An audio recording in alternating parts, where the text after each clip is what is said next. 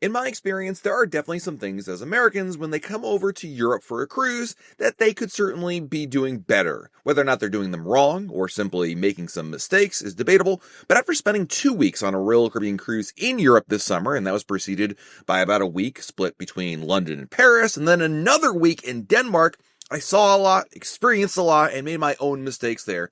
So today I wanted to share with you the things that Americans get wrong cruising in Europe.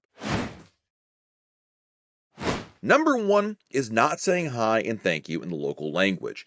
So, have you ever heard that a certain country doesn't like Americans, or that certain people within Europe are rude? I heard that too. And I think a lot of that is based on some old stereotypes, probably going back to like decades ago. But the other truth is, I've never experienced this. I mean, certainly there are jerks everywhere, but generally speaking, whether I've been in France or Denmark or Germany or Norway or England, really any of the countries I've visited in Europe, I have not experienced the stereotypical rude to Americans type encounters that so many people complain about. And I really do believe that it starts with something very basic, like just making an effort to say hello in their local language. Now, you don't have to be fluent in any of the languages you're going to. In fact, some of the countries, even saying hello is the same in English as it is in the native language. As an example, in both Norway and Denmark, saying hey is actually the same thing in both English and their local languages to say that. But when you're in France, starting off with bonjour, or when you're in Spain and saying hola,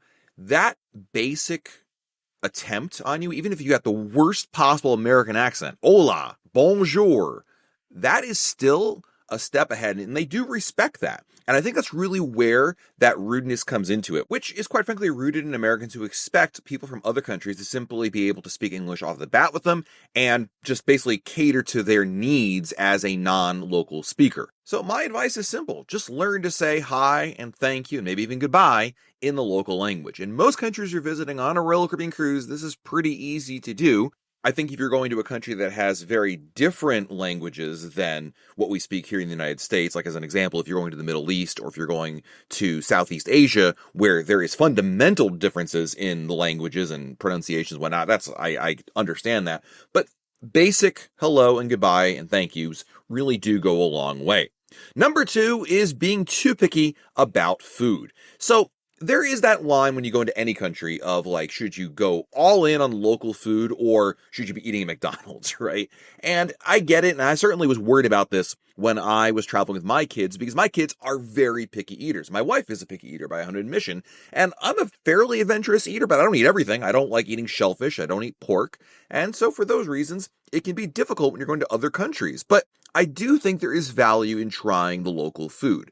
Now, when I say this, in most countries you're visiting, especially in Western Europe, there are still plenty of restaurants around you that serve the food from home. You'll find pizza places. When I was in Copenhagen, I found actually the best barbecue place, American-style barbecue, that I have ever eaten at, and that was in Denmark of all places.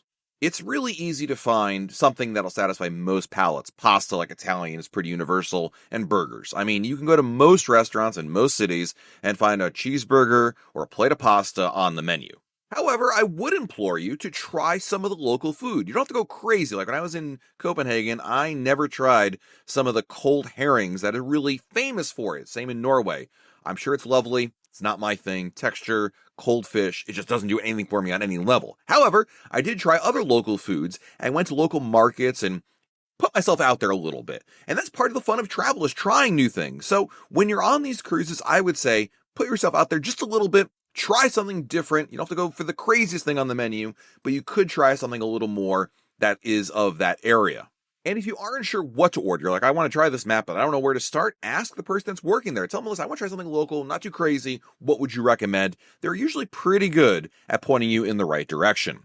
The next thing that I think Americans do get wrong when they go on a European cruise is exchanging currency. I'm going to tell you that I never exchanged $1 US for any local currency. It was a waste of time. Now, when I went on my first European cruise, I thought I needed to do this because in the US, there is value, not just financially, but I mean like logistically, of having cash on you. But in Europe, it's really not worth it at all. Literally every single place I went, small to big, had tap to pay, whether it was government facilities, whether it was little markets, whether it was a dude selling fruit on the street.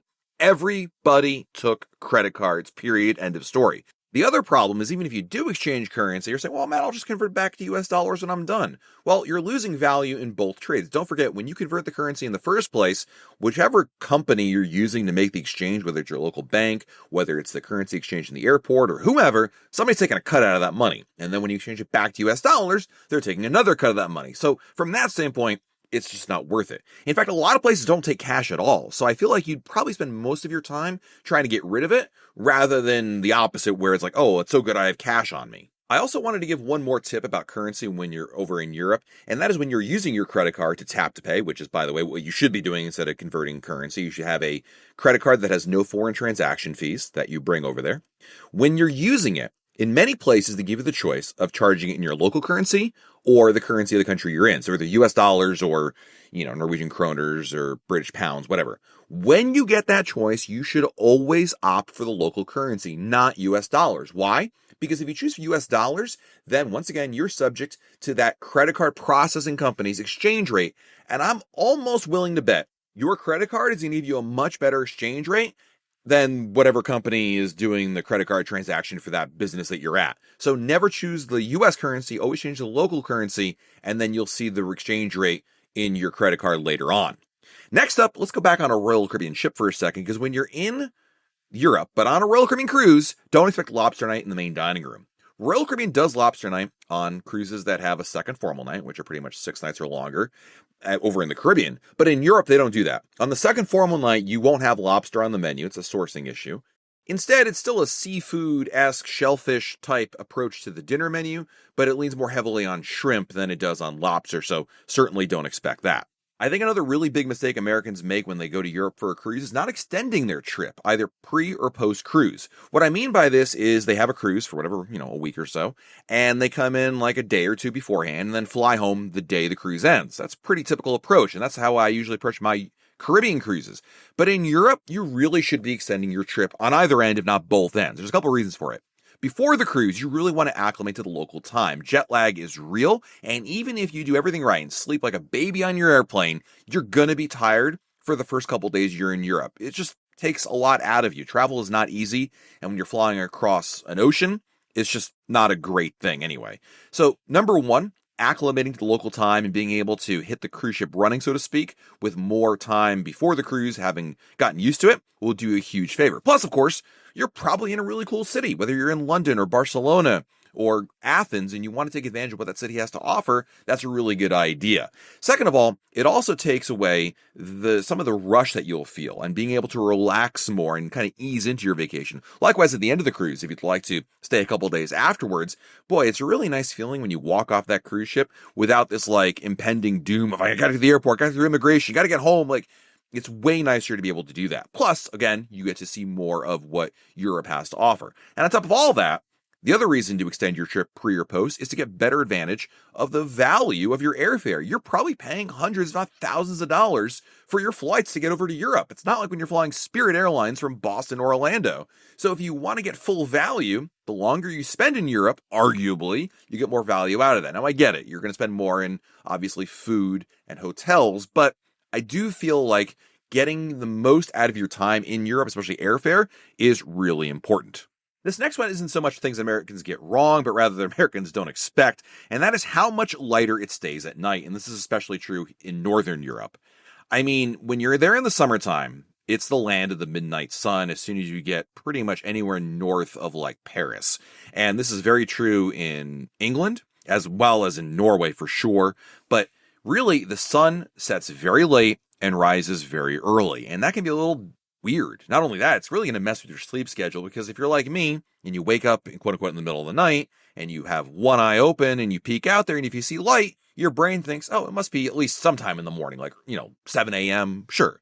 But in a lot of cases, it's actually 4 o'clock in the morning or 5 o'clock in the morning. But, because the sun is up so much more during the summer, it doesn't really register in your mind that way. So for those reasons, I really think you need to be properly prepared for sleeping on your cruise, and certainly if you're staying pre or post as well. I think if you need an eye mask, or if you need melatonin, or you just simply need to have a reminder of how it all works and use your proper sleeping procedures, whatever works for you, but be prepared for it, because it is a little weird and might take you by surprise when you're there. And the last thing that Americans get wrong cruising in Europe are booking bus tours. And man, I fell for this one as well, and I've fallen for it in the past, but you really don't need bus tours when you are in a city. Now, what I'm talking about are obviously cities. If you're going to Paris and you're visiting, your cruise ship is stopping in Le Havre, you need a bus. So I'm not debating that. What I am debating is when you're stopping in places like Rotterdam or Oslo, and you are in these major cities, you don't need a Royal Caribbean tour. In most cases, your cruise ship will dock either downtown or close enough to downtown that you can hop on a shuttle service. Royal Caribbean offers its own shuttle services in many cases that you can purchase, or simply hop on the metro system and use their system to get you around there.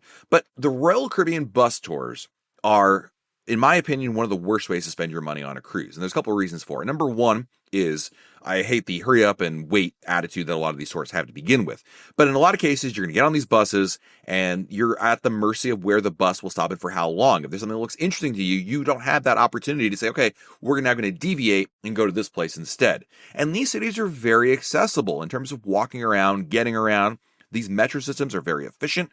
In all the ports that I visited, whether it was Rotterdam or Hamburg or Oslo or Copenhagen, it was really easy to use the local transportation systems. Now, if you're in a remote area, like if you're visiting Olden, Norway, you really don't have a choice. If you have mobility issues, obviously that's a whole different story. But for most folks, I feel like you can easily get around without a Royal Caribbean tour, and the bus tours just aren't that exciting. They're just like you sitting on a bus and looking around. You can do so much better on your own, and by the way, save a lot of money at the same time. All right, well, there you go. There's a look at the things that I think Americans get wrong cruising in Europe. For a better look at what it's like to actually cruise in Europe, here's a look at my recent cruise on Royal Caribbean's Independence of the Seas to Northern Europe to get a sense of what it's really like.